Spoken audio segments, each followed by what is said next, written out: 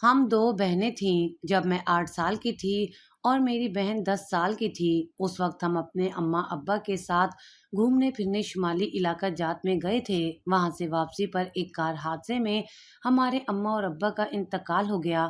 اس دن سے ہم دونوں بہنوں کی بربادی کا سلسلہ ایسا شروع ہوا جس نے کبھی ہماری جان نہ چھوڑی۔ ہمارے ساتھ ہمارے اپنوں نے ہی وہ سب کیا جسے سن کر کسی کی بھی روح لرز جاتی ہے۔ یہ کہانی میری بہن کی ہے، لیکن مجھے اندازہ نہیں تھا کہ میں بھی اس کہانی کا ایک اہم کردار بن جاؤں گی۔ میرا نام زارا اور میری بہن کا نام سونیا ہے۔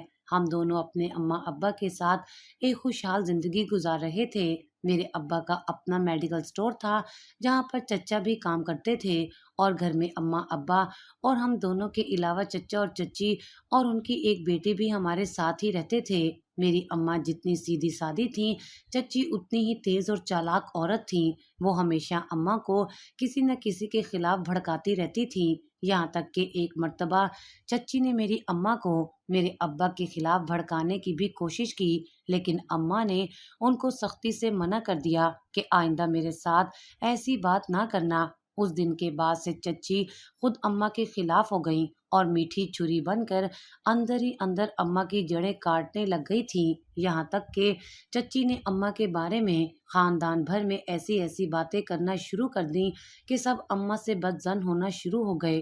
ہم دونوں بہنیں اس وقت اسکول میں پڑھتی تھیں، جبکہ چچی کی بیٹی ابھی 2 سال کی تھی۔ ہم ابا کی ذاتی کار میں اسکول جاتے تھے۔ کبھی ابا ہمیں چھوڑنے جاتے اور چچا لے آتے تھے، کبھی چچا چھوڑنے جاتے تو ابا ہمیں لینے چلے جاتے۔ چچی کو بھی یہ اچھا نہیں لگتا تھا کہ ہمارے گھر میں دنیا جہان کی ہر نعمت موجود تھی، اللہ کا دیا سب کچھ تھا، لیکن نہ جانے کس کی نظر ہمارے ہنستے بستے گھر کو کھا گئی۔ اماں ابا کا انتقال کار حادثے میں ہو گیا تھا۔ ہم دونوں بہنوں کو چوٹیں تو بہت آئی تھیں، لیکن ہماری زندگیاں بچ گئیں۔ اماں ابا کے جانے کے بعد ہم پوری طرح چچا اور چچی کے رحم و کرم پر تھے۔ چچا نے اسٹور کا سارا کام سنبھال لیا اور چچی گھر میں حکمران بن گئیں، یہاں تک کہ چچی نے ہم دونوں بہنوں کو اسکول سے بھی ہٹا دیا۔ سونیا آپی نے اس بات پر تھوڑا بہت احتجاج کرنے کی ناکام کوشش کی، لیکن چچی نے آپی کو 2 تھپڑ مار کر خاموش کروا دیا۔ اماں یا ابا نے کبھی بھی ہمیں ڈانٹا تک نہیں تھا، اور اب پہلی مرتبہ چچی نے میری بہن پر ہاتھ اٹھایا تھا۔ ہم دونوں اس بات سے اس قدر خوف زدہ ہو گئے کہ آئندہ اسکول جانے کی بات ہی نہیں کی۔ چچی اور چچا نے اماں ابا کا کمرہ خود لے لیا اور ہمارا کمرہ اپنی بیٹی کو دے دیا، جبکہ ہمیں اپنے کمرے میں شفٹ کر دیا۔ چچی نے ہم دونوں کے سارے کھلونے بھی اپنی بیٹی کو دے دیے اور کہنے لگی کہ اب تم لوگ بڑی ہو گئی ہو، اب کھلونوں سے کھیلو گی تو گھر کے کام کاج کب سیکھو گی؟ اور چچا بھی اپنی بیوی کی ہاں میں ہاں ملاتے تھے۔ میں تو اس وقت صرف 8 سال کی تھی اور میری بہن 10 سال کی تھی۔ ہمیں کوئی کام آتا بھی نہیں تھا، لیکن اس کے باوجود چچی نے گھر کی صفائی اور برتن دھونے کا کام ہم دونوں کو دے دیا۔ ہم بڑی مشکل سے یہ کام کرتے تھے اور ایک دوسرے سے گلے مل کر روتے تھے۔ ہمیں اماں اور ابا کی بڑی یاد آتی تھی۔ اگر کوئی غلطی ہو جاتی تو چچی ہم دونوں کو مارنے پیٹنے لگ جاتی تھی۔ ہمارے دلوں میں ان کا اتنا خوف بھر چکا تھا کہ جب وہ ہمارے سامنے آتی تو ہم تھر تھر کانپنے لگ جاتے تھے۔ اماں نے ہمیشہ کھانا بناتے ہوئے ہم دونوں کی پسند ناپسند کو مد نظر رکھا تھا، لیکن اب چچی کا جو دل چاہتا تھا وہ پکاتی تھیں۔ جو چیزیں ہمیں اچھی نہیں لگتی تھیں وہ بھی ہم چپ کر کے کھا لیتے تھے، اور اگر کبھی غلطی سے کوئی فرمائش کر دیتے تو اس پہ ہمیں 100 باتیں سننے کو ملتی تھیں۔ آہستہ آہستہ ہم ان سب چیزوں کے عادی ہونے لگ گئے تھے اور ہم نے کسی بھی قسم کی فرمائش یا بات کرنی بند کر دی تھی۔ ہم دونوں بڑے ہو رہے تھے تو چچی نے ہمارا گھر سے نکلنا بھی بند کر دیا۔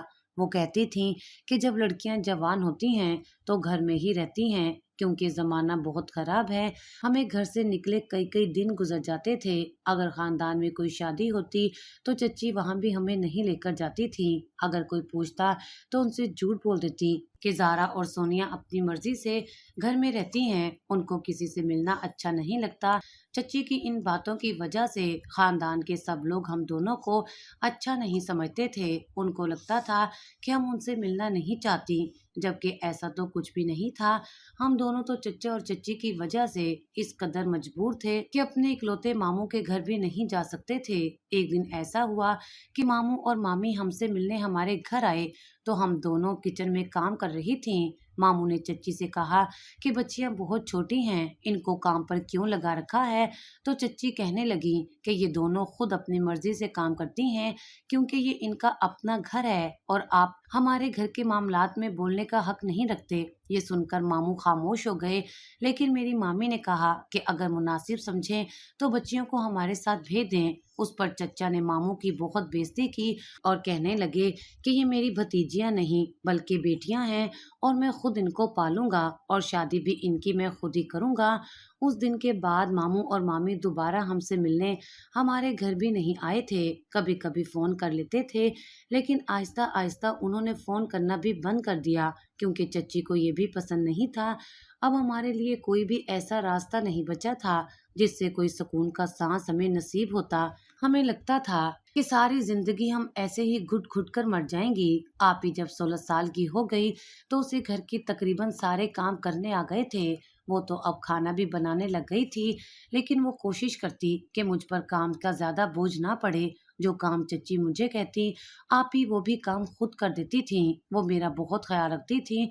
वो चाहती थी कि मैं इस तरह के कामों में घन चक्कर ना बन जाऊं, और इसलिए मेरे हिस्से का काम भी वो खुद कर दिया करती थी और मुझे आराम करने का कहती थी। यहाँ तक कि जो खाना हम दोनों बहनों को मिलता था उसमें से ज्यादा वो मुझे खिला देती थी। मुझे अपनी आपी से बहुत मोहब्बत थी और मैं सोच भी नहीं सकती थी कि मैं उसके बगैर अकेली रह जाऊंगी। वो तो तब हुआ जब चच्ची ने इतनी छोटी उम्र में आपी की शादी का फैसला कर लिया और उसके लिए रिश्ता देखने का भी कह दिया। रिश्ते करवाने वाली खाला ने कई रिश्ते दिखाए, लेकिन चच्ची चाहती थी कि आपी की शादी ऐसी जगह पे करे जहाँ से कोई न कोई फायदा चच्ची को भी हो। और फिर आपी के लिए एक ऐसा रिश्ता आया जो चच्ची को बहुत पसंद आ गया, क्योंकि वो लड़का बहुत अमीर था और अपने माँ बाप का इकलौता बेटा था।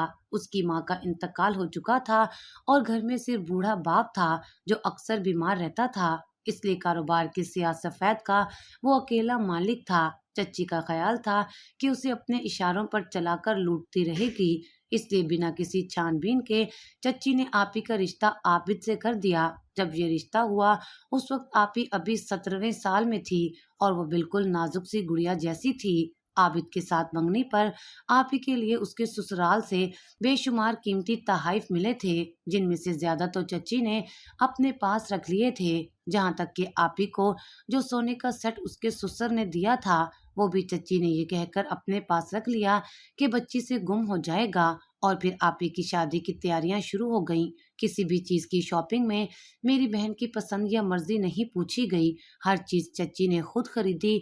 अम्मा ने जो जेवर हम दोनों बहनों के लिए बना कर रखे थे वो भी चच्ची के पास थे और अम्मा का जेवर भी उनके कब्जे में था।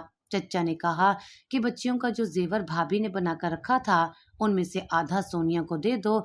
लेकिन जब शादी का दिन आया तो चच्ची ने रोना डाल दिया और कहने लगी कि लाकर में तो कोई जेवर भी नहीं पड़ा। मुझे लगता है कि भाई और भाभी ने अपनी जिंदगी में ही तमाम जेवरात बेच दिए थे। चच्चा ने इस बात को वहीं खत्म कर दिया और मेरी बहन जैसे तैसे उस घर से रुखसत होकर चली गई।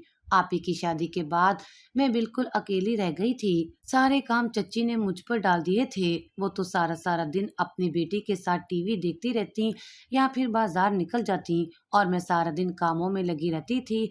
मैं सारा काम करके थक जाती थी, कभी मेरा हाथ जल जाता तो कभी मुझे चोट लग जाती थी। मेरी जिंदगी तो बिल्कुल ही वीरान हो गई थी। एक ही बहन थी जो मेरी दोस्त भी थी और वो भी मुझसे दूर जा चुकी थी। मैं रात को थक कर अपने कमरे में लेटती तो मुझे अम्मा अब्बा और बहन की बहुत याद आती, लेकिन मैं सिवाय दुआ के और कुछ भी नहीं कर सकती थी। आप ही मुझसे मिलने हफ्ते 10 दिन बाद आया करती थी। उसका शोहर उसे बाहर से छोड़कर चला जाता और वापसी पर फोन करके दरवाजे पे बुला लेता था, लेकिन वो घर के अंदर आकर नहीं बैठता था। आप ही कभी कोई बहाना करती तो कभी कोई, लेकिन यहाँ किसी को परवाह कब थी कि दामाद घर में नहीं आता, बल्कि चच्ची तो इस टोह में लगी रहती थी कि हम दोनों बहनें कमरे में अकेली बैठकर क्या बातें करती हैं। मैं आप ही से पूछती कि वो खुश तो है ना। मेरे सवाल पर उसका चेहरा फीका पड़ जाता لیکن وہ زبردستی مسکرا کر جواب دیتی کہ وہ خوش ہیں۔ آپ ہی کی شادی کو 1 مہینہ ہو گیا تھا جب ایک دن اچانک عابد کا فون آیا۔ اس نے کہا کہ سونیا کی طبیعت خراب ہے، وہ سیڑھیوں سے گر گئی تھی، اس لیے ہسپتال میں ایڈمٹ ہے۔ میں بہت پریشان ہو گئی اور فوراً چچا کے ساتھ ہسپتال چلی گئی۔ سونیا آپی کو واقعی بہت چوٹ لگی تھی، وہ 2 دن ہسپتال میں رہیں۔ ڈاکٹر نے اسے مکمل بیڈ ریسٹ کا بتایا تو میں چچا سے اجازت لے کر سونیا کو اپنے ساتھ گھر لے آئی، کیونکہ عابد نے بھی یہی کہا تھا کہ وہ سارا دن گھر سے باہر رہتا ہے۔ ایسے میں سونیا کا خیال کون رکھے گا؟ جب میں آپی کو اپنے پاس گھر لے آئی تو چچی نے خوب ہنگامہ مچایا، مگر چچا نے کہا کہ سارا خرچہ عابد کرے گا، تو چچی ایک دم ٹھنڈی پڑ گئیں، بلکہ سونیا کے لیے سوپ بنا کر لے آئیں۔ اور جب رات کو عابد آیا تو چچی نے اس سے 20,000 روپے لے لیے کہ بہت خرچہ ہے، بیمار کی ذمہ داری پر کرنا ہے۔ عابد نے بھی کچھ کہے بنا پیسے چچی کے حوالے کر دیے۔ اب تو جیسے چچی کی عید ہو گئی، روز سونیا کے لیے خود فروٹ کاٹ کر لاتی اور کھانا بھی بناتی تھیں۔ سونیا جتنے دن ہمارے گھر رہی یہی سلسلہ چلتا رہا، مگر اس کے جاتے ہی چچی اپنی اصلیت پر آ گئیں اور دن رات باتیں سنا سنا کر میرا جینا حرام کر دیا۔ اس بات کو 2 مہینے گزرے تھے کہ ایک دن سونیا نے مجھے فون پر خوشخبری سنائی کہ وہ امید سے ہے۔ میں یہ سن کر بہت خوش ہو گئی۔ سونیا بھی بہت خوش تھی، اس کی آواز سے لگ رہا تھا، اور میں نے شادی کے بعد اسے پہلی مرتبہ اتنا خوش دیکھا تھا۔ وہ بتانے لگی کہ عابد بھی بہت خوش ہیں۔ میں نے اللہ کا شکر ادا کیا کہ چلو اولاد کا سن کر ہی صحیح، عابد کا دل اب بدل جائے گا، لیکن خدا کو کچھ اور ہی منظور تھا۔ اس بات کے چند ہفتے بعد ہی سونیا ایک دن ہمارے گھر آئی تو اس کا رنگ بالکل پیلا پڑ رہا تھا، چہرہ بھی اترا اترا لگ رہا تھا۔ میں نے اس سے پوچھا کہ کیا بات ہے، تو وہ کہنے لگی کہ میرا کچھ کھانے پینے کو جی نہیں کرتا اور مجھے عجیب عجیب سے خواب آتے ہیں۔ میں اس کی باتوں سے تھوڑی پریشان تو ہو گئی، مگر میں نے اسے تسلی دی اور سمجھایا کہ اپنا خیال رکھو، سب ٹھیک ہو جائے گا۔ مگر میں اس وقت یہ نہیں جانتی تھی کہ قیامت ہماری منتظر ہے۔ ہوا کچھ یوں کہ جب سونیا کی طرف سے مجھے تسلی ہوئی اور یہ لگنے لگا کہ اب وہ اپنے گھر میں خوش ہے، تو چند ہفتوں بعد ایک دن ایک خبر بجلی بن کر مجھ پر گری۔ میں کچن میں کام کر رہی تھی کہ چچی بھاگتی ہوئی میرے پاس آئی اور مجھے سونیا کے مرنے کی خبر دی۔ میں یہ سن کر وہیں زمین پر بیٹھ گئی۔ ایسا کیسے ہو سکتا تھا؟ میں تو کچھ سمجھ ہی نہیں پا رہی تھی۔ ابھی کچھ دن پہلے تو وہ مل کر گئی تھی اور رات ہی میری اس سے فون پر بات ہوئی تھی۔ اس کی تو طبیعت بھی خراب نہیں تھی، پھر اچانک سے ایسا کیا ہو گیا؟ میں چچی اور چچا کے ساتھ آپی کے گھر پہنچی، لیکن وہ سفید کفن اوڑھے چپ چاپ لیٹی ہوئی تھی۔ میں بہت روئی، میں نے اس سے بہت آوازیں دیں، لیکن وہ میری آواز سن ہی نہیں سکتی تھی، تو مجھے جواب کیا دیتی؟ آپی کی تدفین کے بعد چچا چچی مجھے واپس گھر لے آئے۔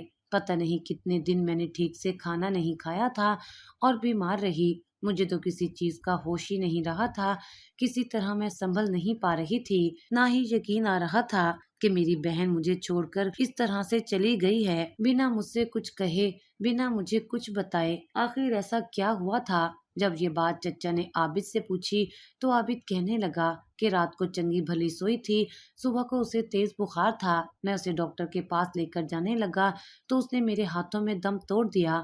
مجھ سمیت چچا کو بھی یہ بات ہضم نہیں ہو رہی تھی، لیکن ہم بنا کسی ثبوت کے نہ تو عابد پر شک کر سکتے تھے اور نہ ہی کوئی رپورٹ کروا سکتے تھے۔ مجھے صدمے سے نکلنے میں کافی دن لگ گئے تھے، لیکن ایک اور بڑا طوفان میرا منتظر تھا۔ ہوا کچھ یوں کہ جب میری بہن کو مرے 2 مہینے ہو گئے تو ایک دن چچا نے مجھے اپنے کمرے میں بلایا۔ وہاں پر چچی بھی موجود تھیں۔ میرے سر پر ہاتھ رکھ کے چچا کہنے لگے کہ میں نے تمہیں ہمیشہ بیٹیوں کی طرح رکھا ہے۔ جب بھائی صاحب اس دنیا سے چلے گئے تھے تو ایک میں ہی تھا جس نے تم لوگوں کے سر پر ہاتھ رکھا، اس لیے میں کوئی فیصلہ کروں گا تو اسے غلط مت سمجھنا۔ میں چچا کی بات سمجھ نہیں پا رہی تھی، تب ایک دم سے چچی بول پڑی کہ ہم عابد سے تمہارا نکاح کر رہے ہیں اور یہ تم سے پوچھ نہیں رہے بلکہ بتا رہے ہیں۔ 3 دن بعد تمہارا عابد سے نکاح ہو جائے گا اور وہ تمہیں رخصت کر کے یہاں سے لے جائے گا، اس لیے خاموشی سے اپنے نکاح کی تیاری کرو۔ مجھے ایسے لگا جیسے کسی نے میرے کانوں میں سیسا انڈیل دیا ہو۔ مجھ سے نہ بولا جا رہا تھا، نہ مجھے کچھ سنائی دے رہا تھا۔ پتہ نہیں چچا اور چچی کیا کیا کہے جا رہے تھے، کون کون سے احسانات گنوا رہے تھے، जबकि हकीकत तो ये थी कि वो मेरे ही घर में मेरे ही माँ बाप की दौलत पर सांप बनकर बैठे हुए थे। इसके बावजूद उनके एहसानात बेशुमार थे और मैं कब उनकी मर्जी के खिलाफ कुछ कह सकती थी। इसलिए खामोश होकर अपने कमरे में आ गई। मुझे लग रहा था जैसे मैं एक जीती जागती इंसान नहीं बल्कि कोई मोम की गुड़िया हूँ जिसका जब दिल चाहेगा मुझे वैसे इस्तेमाल करेगा। मेरी खामोशी मुसलसल कायम रही और 3 दिन बाद जब मेरा निकाह आबिद से कर दिया गया तो मैं बहुत रोई, लेकिन चच्ची ने मेरी एक नहीं सुनी और मुझे आबिद के साथ भेज दिया। आबिद के घर जाने के बाद मुझे हर चीज से मेरी बहन की याद आती थी। ऐसे लगता था जैसे वो इस घर में यहीं कहीं मौजूद है और मेरा दिल पता नहीं क्यों ये कहता था कि यहाँ पर उसके साथ कुछ बहुत गलत हुआ है। मगर अब तो मैं उसकी जगह पर यहाँ उसके ही घर में मौजूद थी। कुछ अरसा पहले ही आबिद के वालिद का इंतकाल हुआ था, इसलिए अब घर में सिर्फ मैं और आबिद होते थे। इतना बड़ा घर था, मेरा इस घर में दिल नहीं लगता था। वो तो शुक्र है एक मुलाजमा यहाँ काम करती थी, वरना पता नहीं इस तन्हाई में मेरा क्या बनता। वो सुबह 9 बजे काम पर आती थी और शाम को 5 बजे जाती थी। उसके बाद आबिद घर आ जाता था। शादी के कुछ दिन बाद ही मैंने घर के काम काज संभाल लिए। मुझे वैसे भी हालात से समझौता करने की आदत थी, इसलिए मैंने इस हकीकत को कबूल कर लिया कि जो भी था अब आबिद मेरा शोहर और ये घर मेरा अपना था। मुझे ही इसको संभालना था। खाना पकाने के अलावा बाकी सब काम मुलाजमा करती थी, लेकिन आबिद ने मुझे खास तौर पर यह कहा था कि खाना तुम खुद बनाना। मुझे मुलाजमा के हाथ का खाना पसंद नहीं आता। मुझे यहाँ 1 माह हो चुका था और मैंने एक बात नोट की थी कि 1 महीने में आबिद पकाने के लिए 6-7 मरतबा मछली ला चुका था। पहले तो मुझे ये लगा कि आबिद को मछली बहुत ज्यादा पसंद है, लेकिन फिर जब वो बहुत ज्यादा मछली बार बार घर लाने लगा तो मुझे कुछ अजीब सा महसूस हुआ। ऐसा नहीं था कि मैं मछली पकाना नहीं जानती थी, मैं तो पका देती थी, लेकिन मुझे ये बात कुछ अजीब लगती थी कि हफ्ते में 2-3 मरतबा मछली उठा लाता था। एक दिन जब आबिद मछली लेकर आया तो मैंने उससे कहा कि आप इतनी मछली खा खा कर तंग नहीं आते? तो कहने लगा कि नहीं, मुझे बहुत पसंद है, इसीलिए तो लेकर आता हूँ। मैं खामोशी से किचन में चली गई, लेकिन फिर उस दिन मुझे ख्याल आया कि सुबह के वक्त वो मछली लेकर मुझे दे जाता था और कहता था कि मछली तैयार करके मुलाजिम के हाथ ऑफिस भेज देना। मैंने घर में कभी भी आबिद को मछली खाते हुए नहीं देखा था और अब तो मेरा दिल भी भर गया था। मैं बस खामोशी से पका देती, लेकिन अपने लिए कोई सब्जी बना लेती थी। एक दिन बड़ी अजीब सी बात हुई। आबिद मुझे मछली लेकर दे गया, मैं उसे पकाने लगी तो मेरी मुलाजमा कहने लगी कि बाजी, आप आए दिन मछली क्यों पकाती हो? मैंने कहा तुम्हारे साहब जी लाकर देते हैं तो पकाती हूँ। तो वो कहने लगी कि आप मछली ना पकाया करें, क्योंकि सोनिया बीबी भी बहुत ज्यादा मछली पकाया करती थी और मुझे यकीन है कि इसी मछली की वजह से बाजी का इंतकाल हुआ है। मैं ये सुनकर हैरान हो गई और मेरे हाथ से चम्मच छूटकर जमीन पर गिर गया था। मैंने उससे कहा कि ये तुम क्या कह रही हो? तो वो कहने लगी कि मैं सच कह रही हूँ। मैंने देखा है कि जब जब सोनिया बाजी मछली पकाती थी उनकी तबीयत बहुत खराब हो जाती थी और जिस दिन उनका इंतकाल हुआ उससे एक दिन पहले भी उन्होंने मछली ही पकाई थी। साहब जी खुद तो कभी भी घर में मछली नहीं खाते, पता नहीं पकवाते क्यों हैं। सोनिया बीबी भी आपकी तरह मछली पकाकर ऑफिस भेज देती थी। अब वहां पर कौन खाता है ये तो हम नहीं जानते ना। मैंने मुलाजमा की सारी बातें सुन ली और मुझे एहसास हुआ कि वो ठीक ही तो कह रही है। ऑफिस में कौन खाता है और कौन नहीं, इस चीज का अंदाजा तो हमें नहीं था। और फिर उसकी ये बात मेरे जहन में बैठ गई। मुझे भी शक पैदा होने लगा। मैं सोच में पड़ गई तो मुलाजमा दोबारा कहने लगी कि आप अभी ऊपर वाले कमरे में जाकर अच्छी तरह वहां की तलाशी लो, आपको कुछ न कुछ जरूर मिलेगा। और वो ये कहकर फौरन किचन से बाहर चली गई। मैं हैरानो परेशान सी चूल्हा बंद करके किचन से बाहर आई तो मुलाजमा घर से जा चुकी थी। उसके तो जाने का वक्त भी नहीं हुआ था। पता नहीं वो क्यों चली गई थी। मुझे उसकी बात याद आई तो मैं ऊपर वाले कमरे की तरफ चली गई। ऊपर 3 कमरे बने हुए थे, जिनमें से एक कमरे में पुराना सामान रखा था। मैं उस कमरे में गई तो मुझे बाज़ाहिर ऐसा कुछ नजर नहीं आया जिसका जिक्र मुलाजमा ने किया था। वहां पर एक पुरानी अलमारी पड़ी थी, उसके साथ बड़ा सा ट्रंक पड़ा हुआ था और वो भी काफी पुराना लग रहा था اور بھی کچھ ایسا ہی سامان تھا جو اب استعمال میں نہیں تھا۔ میں کچھ چیزیں ادھر ادھر کر کے دیکھتی رہی اور پھر میں نے الماری کھولی، اس میں سے بھی ایسا کچھ نہیں ملا، لیکن جیسے ہی میں نے اس ٹرنک کو کھولا تو میرے پیروں تلے سے زمین نکل گئی، کیونکہ اس میں 2 عدد گڑیاں موجود تھیں۔ دونوں کو سرخ رنگ کا دلہن جیسا جوڑا پہنایا ہوا تھا، لیکن ان میں سے ایک گڑیا کے جسم میں سوئیاں لگی ہوئی تھیں اور اسی گڑیا کے ماتھے پر اس طراز کا نشان بنایا ہوا تھا، جبکہ دوسری گڑیا بالکل صاف ستھری تھی۔ وہیں ٹرنک میں ایک ڈبی تھی۔ جب میں نے اسے کھولا تو حیرتوں کے پہاڑ مجھ پر ٹوٹ پڑے۔ اس ڈبی میں مچھلی کے کانٹے بڑی ترتیب سے رکھے ہوئے تھے۔ یہ سب چیزیں دیکھ کر مجھے کچھ سمجھ نہیں آ رہا تھا یہ سب کیا تھا۔ میں نے وہ ٹرنک ویسے ہی بند کر دیا اور بھاگتی ہوئی نیچے آ گئی۔ مجھے پورے گھر میں سے خوف آ رہا تھا، پتہ نہیں یہ سب کس نے رکھا تھا۔ کیا سونیا ان سب چیزوں میں پڑ گئی تھی؟ لیکن بھلا وہ ایسا کیوں کرے گی؟ وہ تو جادو ٹونے یا اس طرح کی کسی بھی چیز پر یقین نہیں رکھتی تھی۔ میری سمجھ سے ہر چیز باہر تھی۔ اس دن کے بعد سے میں نے عابد کی ایک ایک حرکت پر نظر رکھنا شروع کر دی، اور جس دن وہ مچھلی لے کر آیا میں نے پکانے سے صاف انکار کر دیا اور کہا کہ مجھے مچھلی کی بو سے طبیعت خراب ہوتی ہے، مجھے الٹی آتی ہے، اس لیے میں نہیں پکاؤں گی۔ اگر پکانی ہے تو ملازمہ سے کہہ دو۔ میری بات سن کر عابد خاموش ہو گیا اور کہنے لگا، چلو ٹھیک ہے، آج میں مچھلی کسی اور کو دے آتا ہوں، وہ اپنے گھر میں پکا لیں گے، لیکن اگلی مرتبہ تمہیں پکانی پڑے گی۔ اور پھر اسی رات جو میں نے دیکھا وہ میری سوچ سے بہت اوپر کی چیز تھی۔ ہوا دراصل کچھ یوں کہ رات کا ٹائم تھا، میں اپنے کمرے میں لیٹی ہوئی تھی، عابد لیپ ٹاپ پر کچھ کام کر رہا تھا۔ پھر تھوڑی دیر بعد وہ میرے ساتھ لیٹ کر سو گیا تو میں بھی سو گئی، لیکن آدھی رات کو اچانک میری آنکھ کھلی تو عابد بستر پر موجود نہیں تھا۔ میں گھبرا کر اٹھ کر بیٹھ گئی۔ میں نے سوچا کہ اتنی رات کو کہاں جا سکتا ہے؟ میرے ذہن میں فوراً اوپر والا کمرہ آ گیا۔ میں اپنے کمرے سے باہر نکلی تو باہر بھی کوئی نہیں تھا۔ میں دبے پاؤں سیڑھیاں چڑھ کر اوپر گئی تو میری روح لرز کر رہ گئی تھی۔ سامان والے کمرے کا تھوڑا سا دروازہ کھلا ہوا تھا اور عابد وہاں عجیب و غریب حلیے میں بیٹھا ہوا تھا۔ اس کے سامنے ایک گڑیا رکھی تھی اور کچھ عجیب و غریب چیزیں بھی وہاں پڑی تھیں، اور وہاں وہ ڈبی بھی تھی جس میں مچھلی کے کانٹے میں نے دیکھے تھے۔ عابد کے اپنے چہرے پہ لال رنگ لگا ہوا تھا اور اس کی آنکھیں بند تھیں۔ پھر عابد نے اس گڑیا کے چہرے پہ بھی لال رنگ لگایا اور پھر کچھ پڑھنے لگا، اور پھر اس نے اٹھا کر مچھلی کے کانٹے اس گڑیا کو چبھونے شروع کر دیے۔ اسی وقت اچانک سے مجھے ایسے لگا جیسے میرے جسم پہ کسی نے سوئی چبھوئی ہو۔ میں ایک دم سے چونک گئی اور بڑی مشکل سے سنبھلتی ہوئی بنا کوئی آواز پیدا کیے نیچے اپنے کمرے میں آ گئی۔ ڈر کے مارے میری جان نکل رہی تھی۔ مجھے سمجھ نہیں آ رہا تھا کہ اس ٹائم میں کس کو اپنی مدد کے لیے پکاروں۔ میں کمبل میں چھپ کر لیٹ گئی۔